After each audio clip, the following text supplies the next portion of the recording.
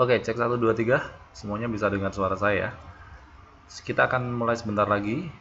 Ini sudah ada 8 siswa yang sudah hadir. Ada Mbak Rosita, ada Ica, ada Ratih, ada Luna Febri, ada Ainul, ada Indah, ada Dharma, dan ada Nurulinda. Saya awali. Assalamualaikum warahmatullahi wabarakatuh. Selamat malam. Saya ucapkan selamat datang kepada seluruh rekan-rekan siswa dan siswi kelas 9 semester 6 di program belajar kejar paket di kesetaraan Taiwan. Ya, selamat berjumpa lagi dengan saya. Sudah 1 minggu lewat ya kita lalui bersama-sama kemarin, dan malam hari ini saya ingatkan sudah masuk di pertemuan yang ke-8, itu artinya sudah separuh perjalanan yang kita lalui. Dan kalau tidak salah, minggu-minggu ini sudah dimulai evaluasi belajar tengah semesternya. Kemarin saya sudah lihat bagian akademik mempostingkan soal ujian tengah semester untuk setiap mata pelajarannya, tidak terkecuali untuk materi saya ya, IPS. Gimana, udah pada ngerjain atau belum?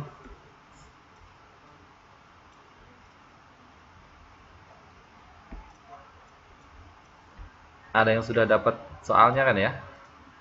Saya kira sudah dipostingkan soalnya sama Pak Farid, sama bidang akademik, jadi tinggal dikerjakan saja. Untuk soal IPS saya bikin sengaja online, jadi saya tidak menerima email ya, jangan dikirim via email ya, nanti akan sangat merepotkan atau sangat susah untuk dikoreksi karena harus manual satu persatu. Jadi link yang diberikan oleh Pak Farid kemarin, oh belum dapat ya? Oh iya, maaf, sorry salah. Untuk kelas ini bukan UTS, namanya UPK, nanti akan dilaksanakan pada bulan Maret. Maaf, belum ya? Iya, deng, kalian kelas 9, beda. Nanti UPK untuk ujian tengah semester kalian namanya ujian pendidikan kesetaraan, namanya UPK. Belum dilaksanakan dalam waktu dekat ini. Nanti akan dilaksanakan sekitar minggu kedua bulan Maret. Jadi tinggal ditunggu saja. Maaf, saya salah menginformasikan. Saya kira seperti kelas yang lain. Setelah saya lihat kelas 9, oh iya, kelas 9 tidak ada UTS tapi adanya UPK ya. Baik, itu yang saya sampaikan. Jadi sebelum kita mulai ada sedikit informasi. Jadi nanti di bulan Maret ya, entah itu minggu pertama atau minggu kedua, akan diinformasikan dari bidang akademik untuk ujian pendidikan kesetaraannya. Saya sudah persiapkan soalnya sejumlah 40 soal untuk kelas ini. 40 soal itu tercover semua pelajaran dari kelas 1 hingga kelas 3, dari kelas 7 hingga kelas 9 ya. Itu silakan dipersiapkan. Dan untuk soalnya saya tidak mengirimkan dalam bentuk PDF atau bentuk lembaran ya, jadi sudah saya buat dalam bentuk online. Jadi nanti Pak Farid tinggal memberikan link kepada kalian, dan kalian silahkan klik saja linknya, dan nanti di situ akan ada petunjuk bagaimana mengerjakan, kapan waktunya, dan bagaimana cara mengumpulkannya. Jadi tidak usah via email seperti biasanya, tidak usah, karena itu sangat lama prosesnya dan repot dalam pengkoreksiannya. Jadi saya lebih ke online untuk memudahkan saya dan memudahkan teman-teman sekalian dalam mengerjakan ya. Gitu. Ditunggu saja, nanti kira-kira kayaknya tanggal 5 atau 7 Maret ya. Gitu. Ya, ini sudah ada 10 siswa, sudah tambah siswanya ya. Baik, malam hari ini kita akan melanjutkan materi kita. Kalau kemarin kita sudah bahas tentang perjuangan membebaskan Irian Barat, malam hari ini kita akan masuk dalam materi baru, tetap dalam lingkup sejarah sebagai salah satu cabang ilmu IPS. Namun sebelum itu mari kita buka terlebih dahulu, kita awali terlebih dahulu pertemuan pada malam hari ini dengan berdoa menurut keyakinan dan agama kita masing-masing. Berdoa dipersilakan.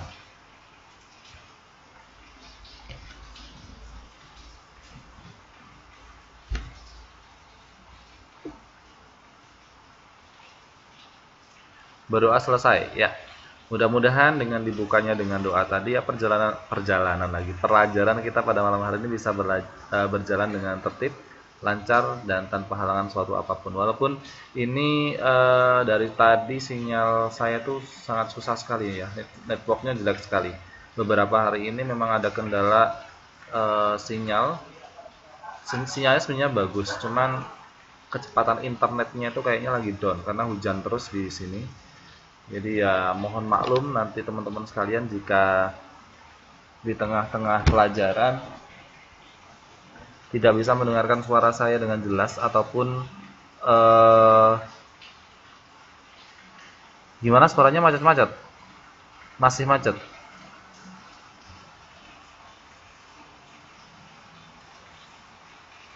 Waduh, cek 1 2 3 gimana sekarang?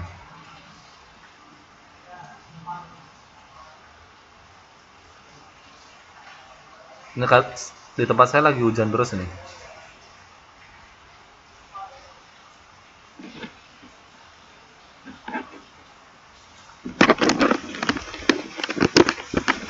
Gimana, masih nggak jelas?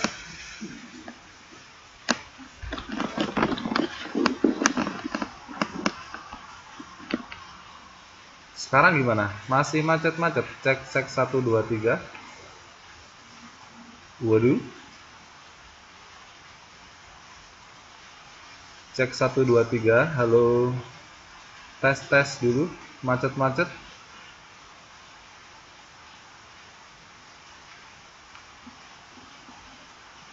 Jelas atau tidak?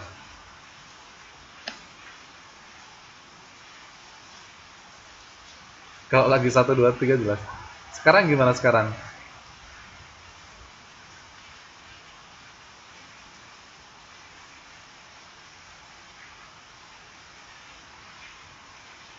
Cek ya lumayan.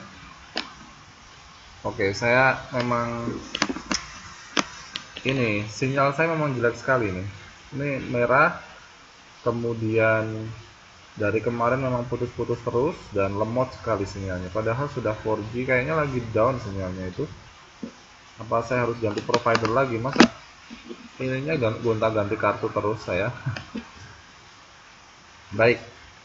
Nanti kalau misalnya ada gangguan di tengah-tengah pelajaran, saya diinformasikan ya supaya nanti bisa saya cek kira-kira kesalahannya atau gangguannya ada di tempat saya atau di tempat-tempat kalian ya. Baik. Kita tadi sudah buka dengan berdoa dan malam hari ini seperti yang tadi sudah saya sampaikan, kita akan masuk pada bab baru di mana bab ini adalah bab pembahasan tentang sejarah. Ya. Di sini sudah saya tampilkan bahwa topik yang akan kita bahas pada malam hari ini adalah tentang peristiwa tragedi nasional dan konflik-konflik internal lainnya. Ya, jadi topik malam hari ini adalah peristiwa tragedi nasional dan konflik-konflik internal lainnya. Kalau dilihat tahunnya dari tahun 1948 hingga 1965.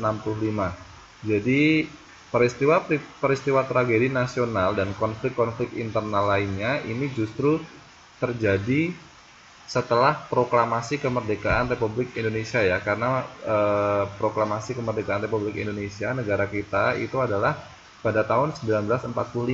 Jika peristiwa tragedi nasional dan konflik internal itu terjadi pada 1948, itu artinya tragedi-tragedi pemberontakan atau konflik-konflik internal yang ada di negara kita itu malah terjadi setelah kemerdekaan Indonesia. Nah, ini kenapa terjadi seperti itu? Nah, ini akan kita bahas. Kenapa bisa terjadi padahal negara kita sudah merdeka? Kenapa masih ada tragedi-tragedi nasional, konflik-konflik internal lainnya, padahal negara kita sudah merdeka, seharusnya sudah aman, tentram untuk dihuni ya, tidak ada pemberontakan, tidak ada penjajahan dan lain sebagainya. Ini yang akan kita pelajari pada malam hari ini. Oke, saya buka untuk slide selanjutnya ya, pendahuluan. Seperti yang sudah saya katakan tadi bahwa pasca proklamasi kemerdekaan atau setelah Indonesia mengumandangkan kemerdekaan melalui proklamasi kemerdekaan yang dikumandangkan oleh Presiden pertama Republik Indonesia yaitu Soekarno dan wakil presidennya yaitu Bung Hatta, perjuangan bangsa Indonesia itu belum selesai, bahkan malah semakin berat. Loh, kenapa? Padahal negara kita sudah merdeka ya. Apa yang terjadi? Mengapa ya? Yang lain gimana? Slide-nya masih muter-muter atau sudah ada yang bisa lihat? Ini Mbak Rani nggak bisa lihat soalnya. Oke, berarti sinyalnya Mbak Rani ya. Baik, saya lanjutkan. Tadi sudah saya katakan kenapa justru malah setelah proklamasi kemerdekaan dikumandangkan Indonesia mengalami menghadapi atau dihadapkan pada sebuah tantangan perjuangan yang cukup berat, bahkan sangat berat. Ya, kenapa hal itu bisa terjadi? Karena Indonesia menghadapi dua musuh sekaligus dalam perjuangan setelah proklamasi kemerdekaan Republik Indonesia. Di satu sisi harus berjuang mempertahankan kemerdekaan atas ancaman sekutu dan nica, ya. Sekutu itu adalah ancaman dari Jepang dan ancaman dari Belanda lagi ya. Tuh, lebih-lebih ke Belandanya ya. Jadi ada dua musuh yang harus dibinasakan atau yang harus diwaspadai, harus diperjuangkan setelah proklamasi kemerdekaan. Mengapa setelah proklamasi kemerdekaan justru perjuangan rakyat Indonesia semakin berat? Yang pertama adalah di satu sisi Indonesia ini harus berjuang mempertahankan kemerdekaan. Tadi sudah merdeka, harus dipertahankan supaya tidak kalah lagi, supaya kemerdekaannya tidak direbut sama orang lagi ya. Itu yang pertama dari ancaman sekutu dan nica. Nah, siapakah nica itu? Nica itu adalah Netherlands Indies Civil Administration atau pemerintahan sipil Hindia Belanda. Ya, yang merupakan tentara sekutu yang bertugas mengontrol daerah Hindia Belanda setelah Jepang menyerah tanpa syarat kepada sekutu pada Perang Dunia Kedua pada pertengahan 14 Agustus 1945. Jadi pada tanggal 14 Agustus 1945 pada waktu itu sebelumnya Indonesia itu dijajah sama Jepang. Nah, ketika Jepang menyerah tanpa syarat karena Hiroshima dan Nagasaki dibom atom oleh Belanda, Jepang mundur dan Indonesia menggunakan kesempatan itu untuk memproklamirkan kemerdekaannya. Maka dari itu Indonesia merdeka dan Belanda tidak tinggal diam waktu itu karena dia masih punya kekuatan untuk mengontrol daerah Hindia Belanda. Hindia Belanda itu termasuk Indonesia dan negara sekitarnya ya. Begitu. Jadi ini ancaman-ancaman yang harus diwaspadai oleh bangsa Indonesia dalam mempertahankan kemerdekaan. Yang pertama adalah adanya serangan nica dan sekutu atau Netherlands Indies Civil Administration atau pemerintahan sipil Hindia Belanda yang cukup tidak bisa dianggap remeh. Nah, di sisi lain, Indonesia ini harus menghadapi tindakan makar dari gerakan separatis. Artinya malah dari dalam diri dari dalam tubuh Indonesia itu sendiri. Adanya makar, adanya tindakan pemberontakan yang ingin mementingkan kepentingan individu, kemudian memberontak dan lain sebagainya. Mereka, orang-orang dalam ini justru malah menikam dari belakang di saat bangsa membutuhkan kekuatan untuk mempertahankan kemerdekaan. Banyak orang-orang atau masyarakat-masyarakat yang kemudian mendirikan sebuah organisasi-organisasi yang menikam dari belakang, padahal justru bangsa Indonesia pada saat itu tuh sangat membutuhkan kekuatan untuk mempertahankan kemerdekaan, khususnya dalam ancaman nica dan sekutu atau Belanda. Nah, waktu terus berlanjut dan bangsa Indonesia, rakyat Indonesia menyatakan atau berpikir bahwa tindakan makar atau apa ya namanya, pengkhianatan tersebut tidak bisa dibiarkan, itu harus segera ditumpas ya. Nah, dengan gimana menumpasnya ya, salah satunya adalah dengan kesigapan TNI yang sangat didukung oleh rakyat, akhirnya pemberontakan itu bisa ditumpas.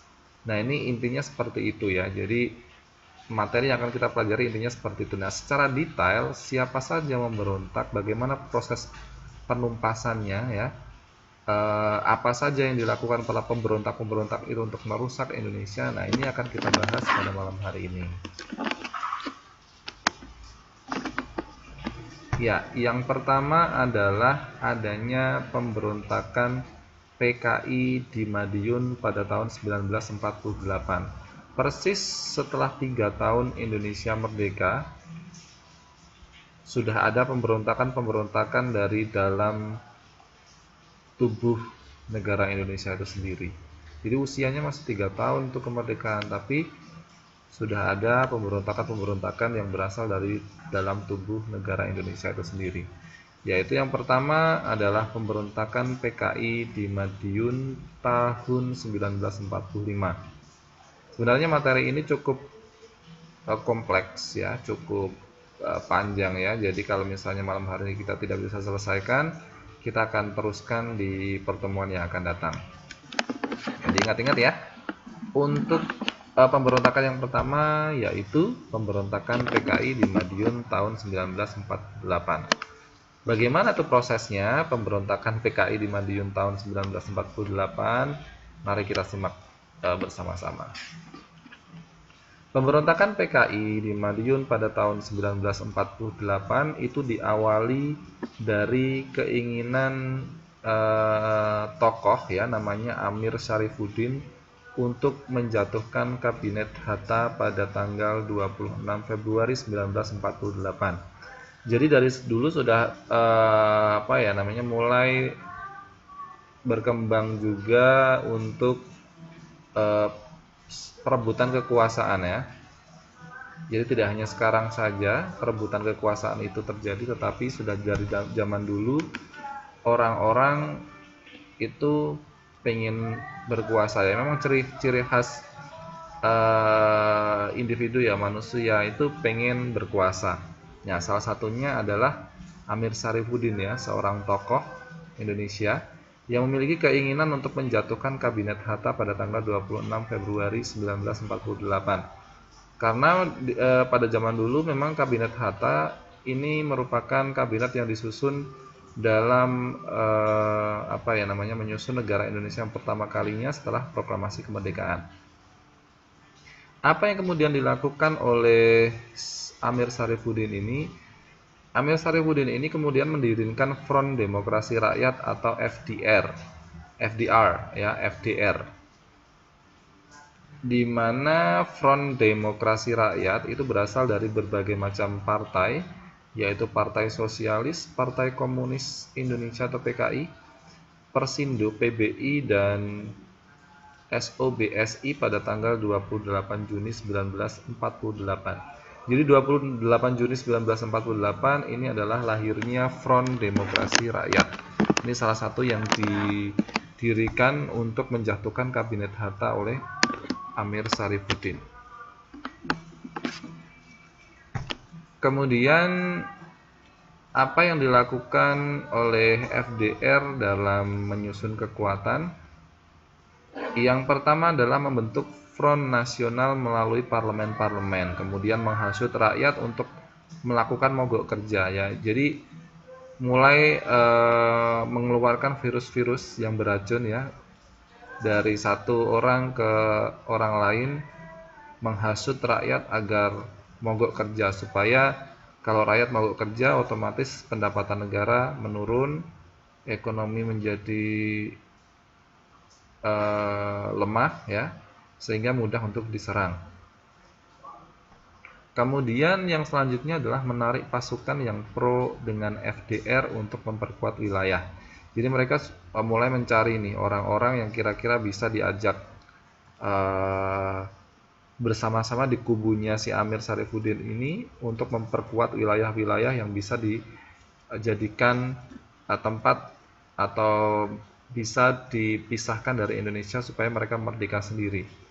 Nah, akhirnya mereka menjadikan Madiun sebagai basis pemerintahan dan Surakarta sebagai daerah kacau untuk mengalihkan perhatian TNI. Jadi ada dua tempat yang digunakan oleh Front Demokrasi Rakyat ya. Ini adalah daerah Madiun dan Surakarta, di mana Madiun itu sebagai markasnya, sedangkan Surakarta itu tempat untuk membuat kekacauan ya, sehingga kalau Surakarta dikacaukan, TNI atau oknum-oknum penjagaan negara itu akan menyerbu ke sana, fokus dengan ke sana, sehingga orang-orang yang pro terhadap FDR atau mendukung Front Demokrasi Rakyat dalam salah satu upaya yang dilakukan oleh Amir Syarifuddin untuk menjatuhkan kabinet Hatta itu bisa berkeliaran kemana-mana dan bisa menduduki wilayah-wilayah lain dan siap untuk menggempur dan menghancurkan Indonesia sendiri. Nah, kemudian tadi kan Front Demokrasi Rakyat itu kan berasal dari gabungan partai-partai banyak ya. Kemudian akhirnya partai-partai yang tadinya mengusung nama FDR atau mendukung Front Demokrasi Rakyat itu akhirnya melebur menjadi satu organisasi atau satu partai yang namanya Partai Komunis Indonesia, yang akhirnya menempatkan Musso dan Amir Syarifuddin sebagai ketua serta sekretaris pertahanan di PKI tersebut. Nah, FDR yang tadi diusung oleh PKI ini kemudian mereka melakukan berbagai macam kegiatan. Yang pertama adalah meningkatkan propaganda tentang PKI. Jadi PKI itu disebarluaskan, mencari misi, mencari orang-orang yang dia mau diajak gabung ya, kemudian menghasut rakyat agar anti pemerintah. Mereka mulai menyebarkan isu-isu ya atau berita-berita agar rakyat itu anti pemerintah, tidak lagi mendukung pemerintah.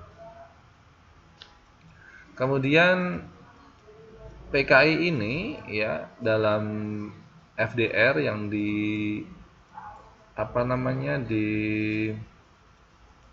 diketuai oleh Musso dan Amir Syarifuddin itu mulai mengadu domba antar kesatuan TNI sehingga terjadi pemberontakan TNI di Madiun dengan sebutan Madiun Affair. Sebentar. Oke. Posisinya nggak enak. Ya, sebentar ya. Sinyalnya agak hilang.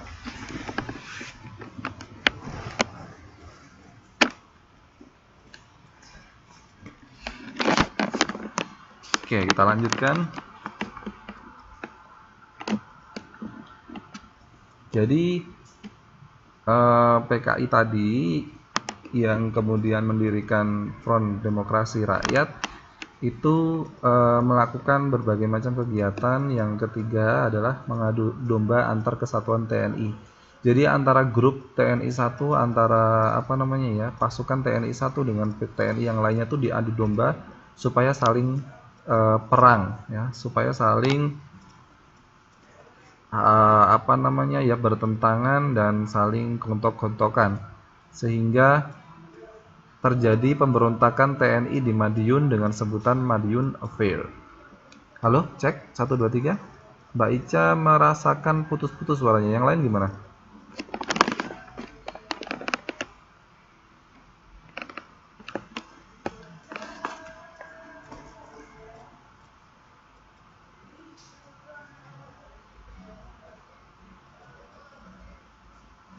Udah stabil lagi ya? Saya nggak tahu, sinyal saya memang jelek nih. Oke, kalau gitu kita lanjutkan. Baik, tadi saya sebutkan bahwa ada bentrokan antara TNI bersama TNI di Madiun yang namanya Madiun Affair ya.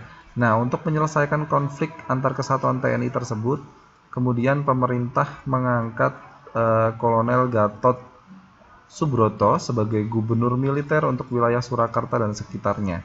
Jadi dalam rangka menyelesaikan konflik tersebut, pemerintah kemudian mengangkat Kolonel Gatot Subroto sebagai gubernur dalam militer untuk wilayah Surakarta dan sekitarnya, sehingga pasukan yang pro PKI dapat dipaksa mundur dari Surakarta pada tanggal 17 September 1948. Nah, kemudian peristiwa di Surakarta pada tanggal 18 September 1948 itu sebenarnya hanya pengalihan perhatian di mana Sumarsono dari Partai Pelindo dan Letkol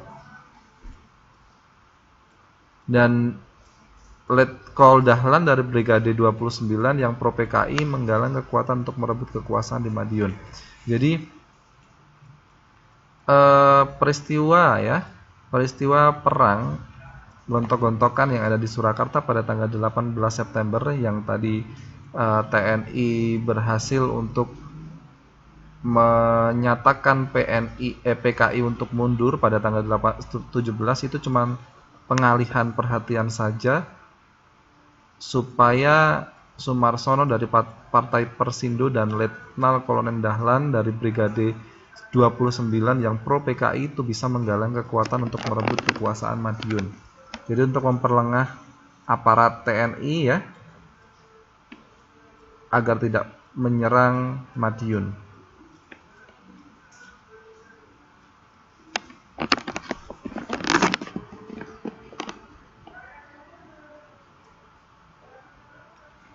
Wah, ini hilang lagi sinyalnya kayaknya punya saya.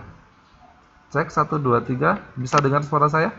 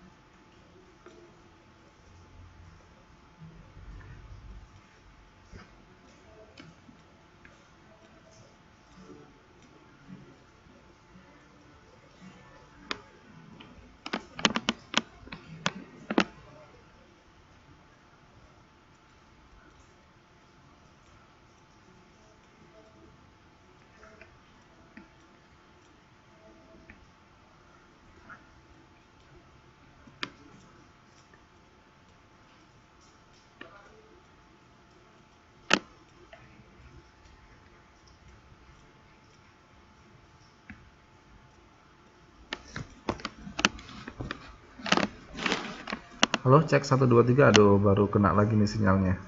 Iya, Mas Dharma ya. Di Madiun dengan adanya monumen kresek itu untuk memperingati peristiwa tersebut. Nah, saya lanjutkan lagi. Musso dan Amir Sarifuddin pada hari yang sama pada tanggal 18 tadi memproklamasikan berdirinya pemerintahan Soviet Republik Indonesia. Jadi dia mengumumkan adanya pemerintahan baru di Madiun dalam rangka memecahkan diri dari Indonesia.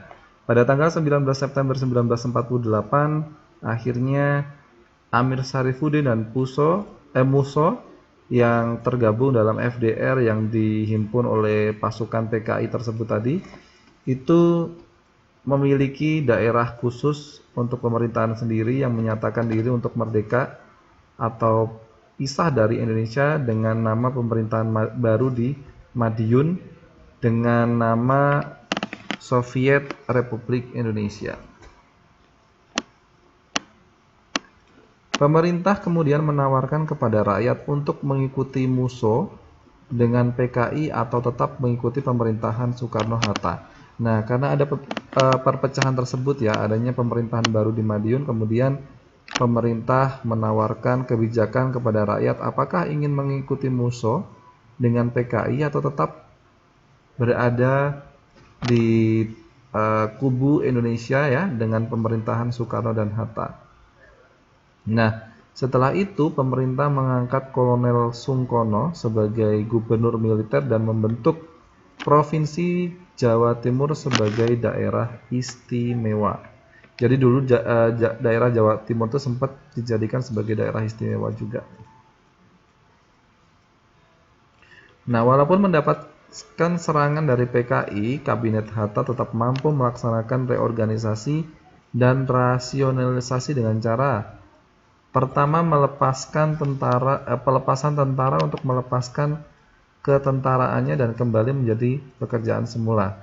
Kemudian membentuk 100 laskar dari masyarakat dan menyerahkan penampungan kepada Kementerian Pembangunan dan Pemuda. Jadi walaupun PKI terus-menerus menyerang Indonesia ya, tetapi Kabinet Hatta itu masih mampu melaksanakan tugas-tugas yang direncanakan dalam membangun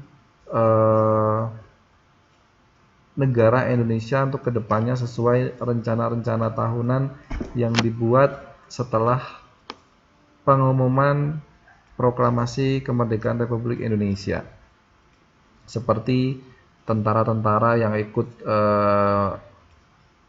di medan pertempuran selama proses perjuangan mempertahankan kemerdekaan atau perjuangan dalam mewujudkan kemerdekaan, kemudian dilepas ketentaraannya dan diberikan pekerjaan seperti semula sebelum mereka menjadi volunteer atau rela hati untuk menjadi tentara dalam mengusir penjajah. Kemudian pembentukan 100 laskar dari masyarakat dan menyerahkan penampungan kepada Kementerian Pembangunan dan Pemuda. Itu salah satu program kerja yang dilakukan oleh Kabinet Hatta. Kemudian akhirnya pada tanggal 30 September 1948 Madiun itu dapat dikuasai, yaitu dengan cara penyerangan dari arah barat oleh Divisi Siliwangi dan penyerangan dari arah timur oleh pasukan Kolonel Sungkono dan Brigade Surahman. Semua komando operasi militer dipegang oleh Panglima Besar Jenderal Sudirman. Karena beliau sakit, akhirnya operasi penumpasan PKI yang ada di Madiun dipegang oleh Kolonel Ahmad Nasution. Ya, jadi setelah beberapa macam gencatan akhirnya Madiun itu bisa dikuasai kembali oleh rakyat Indonesia, oleh pemerintahan Indonesia, tepatnya pada tanggal 30 September 1948 dengan penyerangan dari arah barat dan arah timur, di mana arah barat itu dilakukan oleh Divisi Siliwangi dan daerah timur, di sisi timur itu diserang oleh pasukan Kolonel Sungkono dan Brigade Surahman ya. Gitu. Nah, semula itu komando operasi militer itu ditugaskan oleh pemerintah kepada Panglima Besar Jenderal Sudirman. Tetapi karena dia sakit, akhirnya operasi penumpasan PKI pun yang ada di Madiun itu dipegang oleh Kolonel Ahmad Nasution. Nah, ketua PKI tersebut ya dari FDR tadi, Muso, akhirnya dapat ditembak mati dalam pelariannya dan Amir Sarifuddin tertangkap bersama rombongannya di hutan Ngerambe, Gerobokan Purwodadi, kemudian dihukum mati di Jogja. Akhirnya ketua-ketua PKI tersebut ditangkap dan dibunuh ya. Nah, setelah pemberontakan PKI Madiun selesai, lantas bukan berarti pemberontakan internal atau dari dalam tubuh negara Republik Indonesia itu sendiri sudah selesai. Tapi masih banyak beberapa tragedi-tragedi pemberontakan dari dalam negeri yang masih muncul dan mencuat ya. Salah satunya adalah setelah PKI Madiun tadi ada negara-negara federal yang dibentuk oleh FANMUK. Jadi ada negara-negara federal bentukan FANMUK. Pembentukan negara federal itu dirintis oleh FANMUK sebagai wakil Gubernur Jenderal Hindia Belanda dalam Konferensi Malino tanggal 15 hingga 25 Juli 1946 dan Konferensi Pangkal Pinang serta Konferensi Denpasar pada tanggal 18 hingga 24 Desember tahun 1946. Ya. Jadi pada saat penjajahan Indonesia, kerajaan Belanda itu membuat sebuah kerajaan sendiri di Hindia Belanda yang meliputi meliputi kawasan Indonesia dan negara-negara sekitarnya, dan kawasan Hindia Belanda yang meliputi kawasan Indonesia atau jajahan di kawasan Hindia Belanda termasuk Indonesia dan negara-negara bagian di sekitar, maksud saya negara-negara di sekitar Indonesia tersebut itu ada raja atau seseorang yang ngepalai dari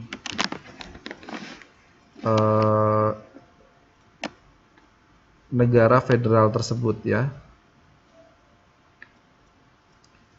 yaitu Gubernur Jenderal FANMUK.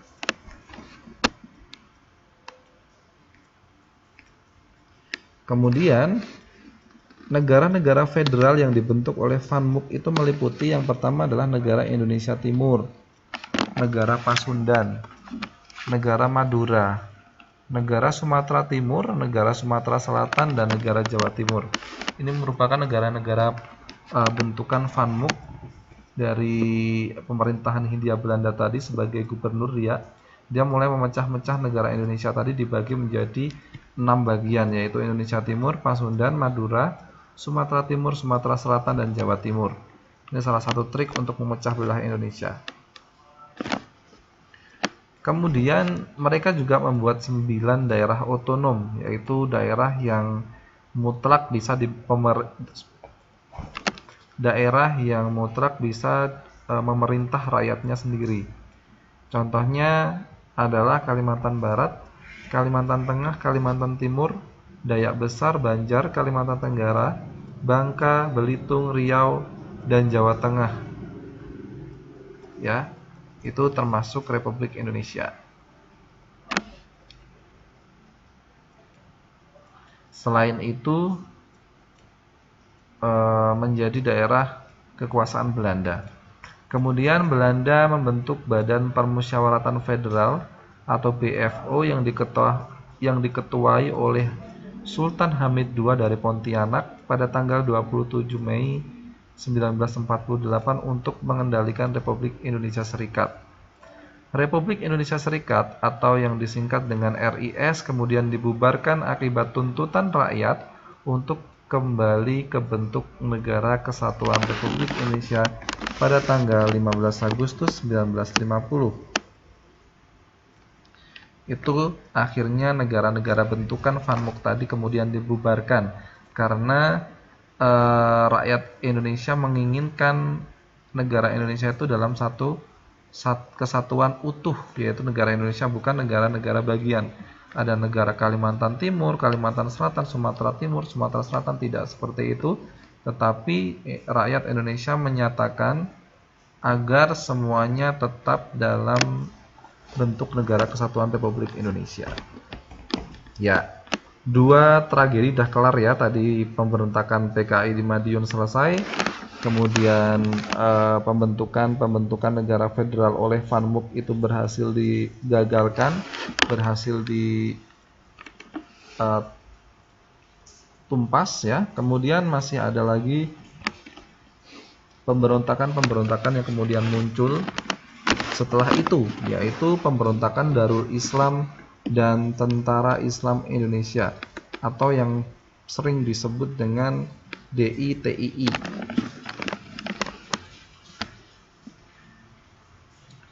Pemberontakan DITII ada di macam-macam daerah, ya, jadi tidak hanya di satu tempat saja. DITII itu pemberontakan di macam-macam daerah.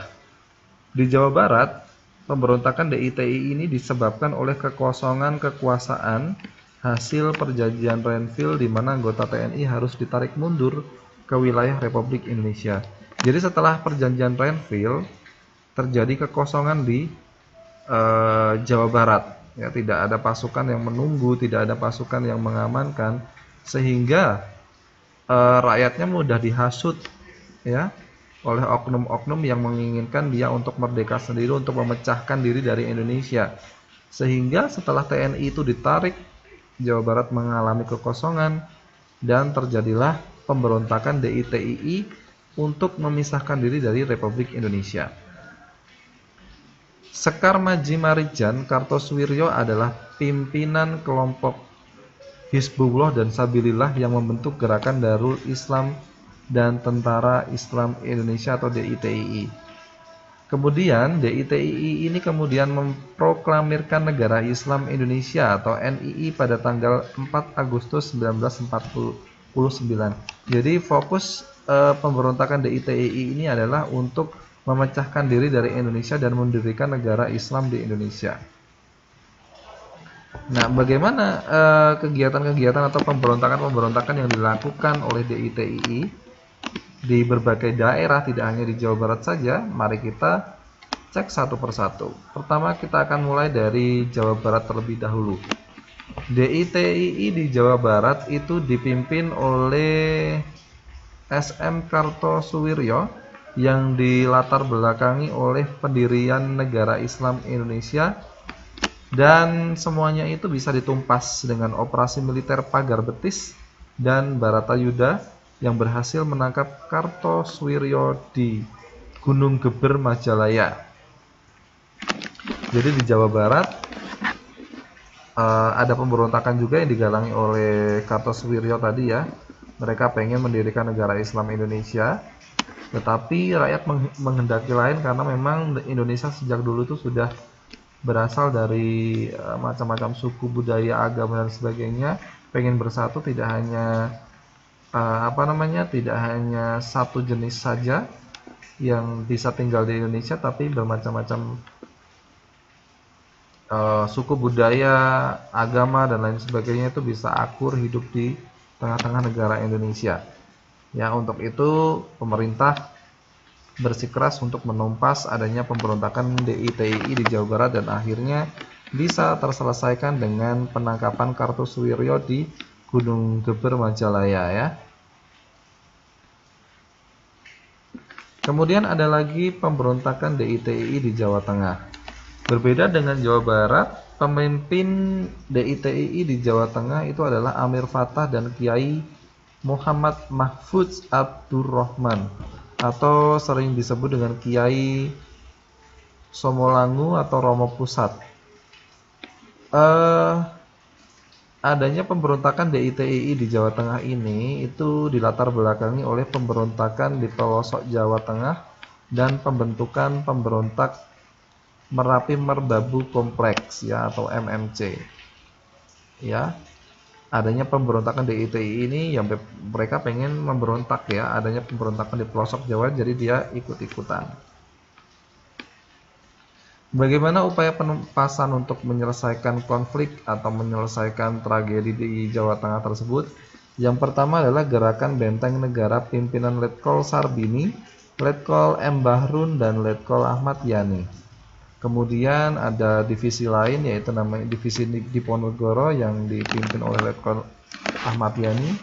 Kemudian Operasi Merdeka Timur dipimpin oleh Letnan Kolonel Soeharto, serta penumpasan Operasi Benteng Riders di Pekalongan dan Banyumas. Akhirnya di Jawa Tengah pun diselesaikan.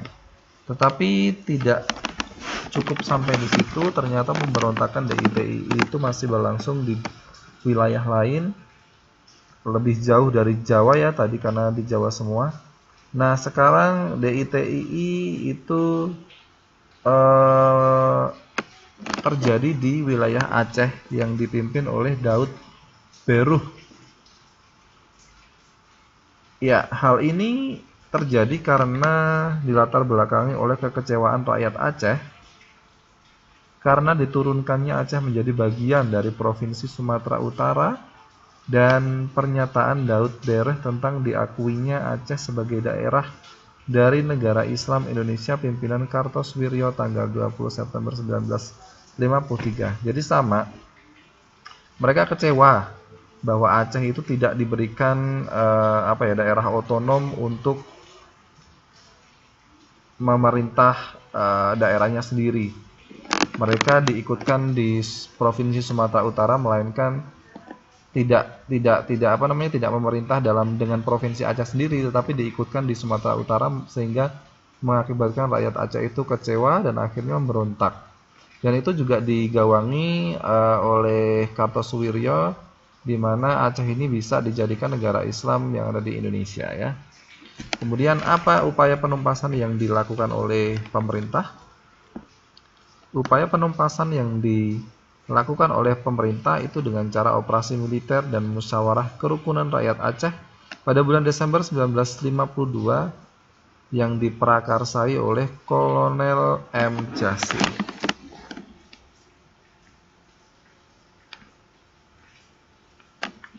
Setelah Aceh, kemudian ada lagi pemberontakan DITII yang ada di Sulawesi Selatan. Di Sulawesi Selatan, pemberontakan DITII ini digawangi atau dipimpin oleh Kahar Muzakar karena adanya beberapa alasan sebagai berikut. Yang pertama, penolakan usul Kahar Muzakar agar Komando Gerilya Sulawesi Selatan atau KGSS dimasukkan ke dalam Angkatan Perang Republik Indonesia. Ya, jadi pemerintah Indonesia itu pengen Komando Gerilya Sulawesi Selatan atau yang dikenal dengan KGSS itu masuk dalam Angkatan Perang Republik Indonesia, tetapi Kahar Muzakar tidak mau menyerahkan begitu saja sehingga terjadi pemberontakan.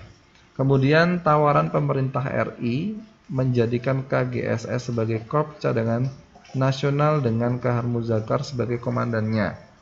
Itu kemudian lantas tidak dipenuhi oleh Kahar Muzakar sehingga terjadi pemberontakan DITII di Sulawesi Selatan.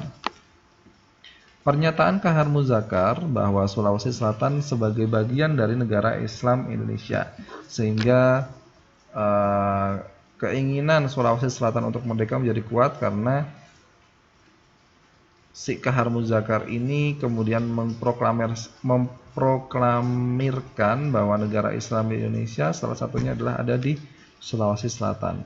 Dan upaya penumpasan yang dilakukan oleh pemerintah adalah dengan memberdayakan operasi militer divisi Siliwangi yang dulu pernah berhasil menyelesaikan konflik di Jawa Barat. Dan akhirnya divisi Siliwangi ini berhasil menembak mati Kahar Muzakar.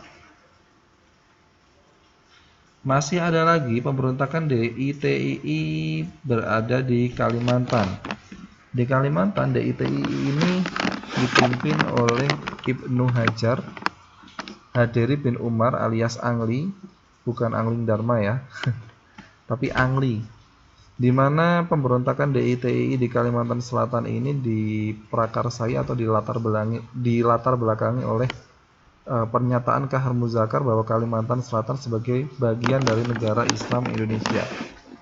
Jadi sudah ada wacana bahwa Kalimantan Selatan ini menjadi negara Islam Indonesia, sehingga mereka mempertahankan dan melakukan pemberontakan kepada Republik Indonesia supaya Kalimantan Selatan ini dijadikan sebagai negara Islam Indonesia. Kemudian penggalangan gerakan rakyat, kesatuan rakyat yang tertindas mengakibatkan pemberontakan terjadi dan penyerangan pos TNI sejak Oktober 1950. Kemudian di Kalimantan Selatan ini DITII akhirnya berhasil ditumpas dengan tindakan persuasif, artinya bujukan ya, ajakan untuk bergabung dengan Tentara Republik Indonesia. Namun hal ini dimanfaatkan DITII untuk mencuri persenjataan TNI. Akhirnya dilakukanlah operasi militer dan menghukum mati Ibnu Hajar pada tanggal 22 Maret 1966. Jadi tadinya rakyat Indonesia ini tidak mau melakukan perlawanan secara senjata, tetapi dengan lebih ke persuasif atau ajakan. Orang-orang yang bergabung dalam negara Islam Indonesia di Kalimantan Selatan tersebut tadi itu dipersuasif atau dibujuk oleh pemerintah supaya mereka itu ikut bergabung pada Tentara Perang Indonesia ya, atau APRIS. Tetapi mereka memanfaatkan ajakan tersebut itu malah untuk mencuri senjata milik TNI. Nah, akhirnya pemerintah marah dan dilakukanlah operasi militer serta menghukum mati Ibnu Hajar sebagai pimpinan dari DITII di Kalimantan Selatan. Ibnu Hajar berhasil ditembak mati pada tanggal 22 Maret 1966.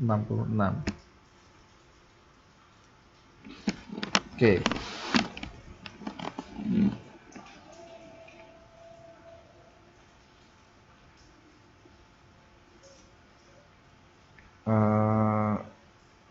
Kita lanjutkan.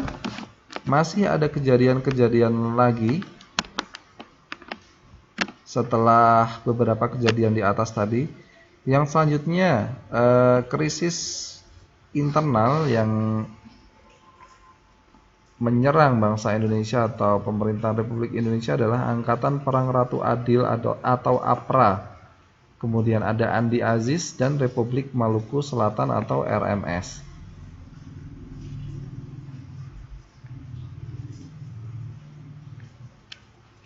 Kita mulai dari APRA dulu atau APRA. APRA ini dipimpin oleh Kapten Westerling di Jawa Barat yang bertujuan untuk mempertahankan kedudukan negara Pasundan dan kepentingan ekonomi Belanda di Indonesia. Jadi Belanda itu walaupun negara-negara federal yang dibentuk pada awalnya tadi sudah berhasil dibubarkan oleh pemerintah Republik Indonesia, tetapi Belanda ini tidak lantas menyerah ya, diam ya, tetapi tetap mempertahankan negara Pasundan yang dibentuk dari negara federal tadi untuk kepentingan ekonomi mereka ya, sehingga pemberontakan APRA ini terjadi. Tindakan-tindakan atau aksi-aksi yang dilakukan oleh APRA adalah meneror, membunuh dan menyerbu kota Bandung dari arah Cimahi pada tanggal 23 Januari 1950. Kemudian menembak mati setiap anggota TNI yang dijumpai, termasuk Letnan Lembong. Westerling bersama Sultan Hamid II melakukan kudeta untuk menyerbu sidang kabinet dan membunuh para menteri, terutama Sri Sultan Hamengkubuwono I sebagai Menteri Pertahanan, Ahmad Budiarjo sebagai Sekjen Kementerian Pertahanan, dan Kolonel TB Simatupang sebagai staf Angkatan Perang, dan melakukan fitnah dan penghasutan terhadap KNIL dan polisi untuk bergabung dengan APRA. Jadi banyak sekali tindakan-tindakan yang dilakukan oleh APRA. Ya.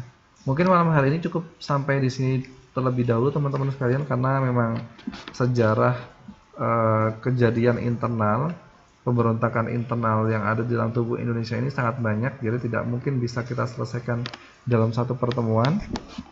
Saya bikin soal slide-nya ada sekitar 60 slide ini, dan kita baru separuhnya di 30 slide.